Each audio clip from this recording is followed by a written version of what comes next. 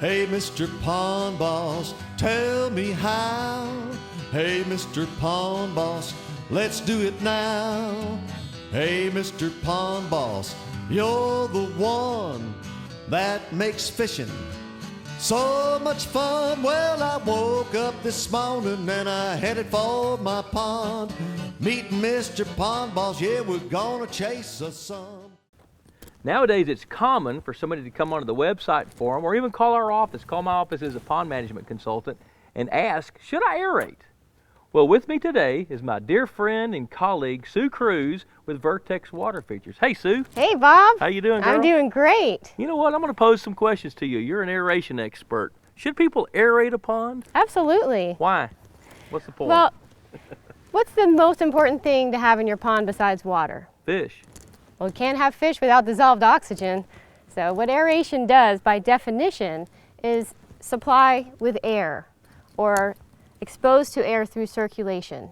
So aeration essentially circulates the body of water so that you get oxygen throughout the water column. How does somebody decide what kind of aeration system that they should get? How do they know what to choose?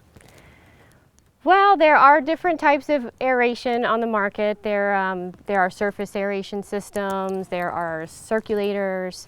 One of the most effective and efficient type systems is a bottom diffused aeration, which supplies air through diffusers at the bottom of the pond, and as with the rising force of the bubbles that come up, it circulates the water and pushes the dead water from the bottom up to the surface and gets oxygen throughout the water column. So it spreads out the entire water column and makes it healthy. So really an aeration system is not only a good insurance policy, it's a good management practice. Is that what you're saying?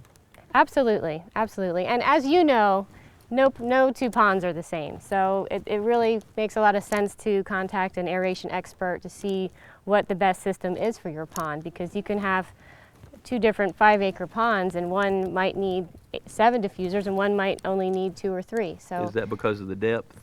It's got to do with the depth, the goals of the pond owner, the shape, the size.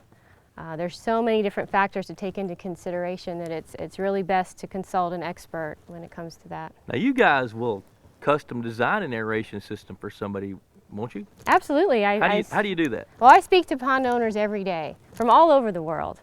And it usually just starts out with, hey, I've got a pond, I just had a fish kill or I have a problem. And I kind of talk to them, get to know them, find out what their goals are. Some people just want a clean looking pond. Some people want to manage for trophy fish.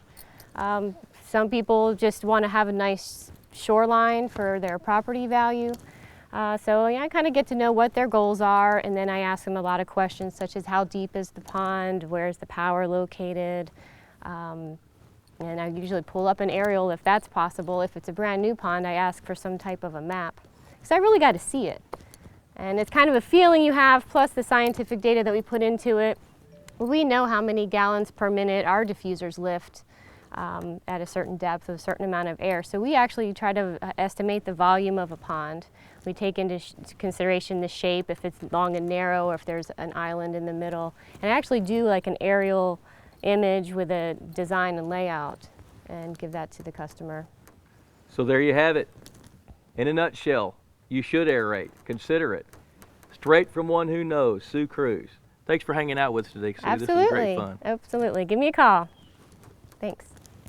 To raise a big old honking moss back, line breaking tack tearing up moss back. Hey, Mr. Pond Boss, tell me what to do to make all my Lunker Lake dreams come true.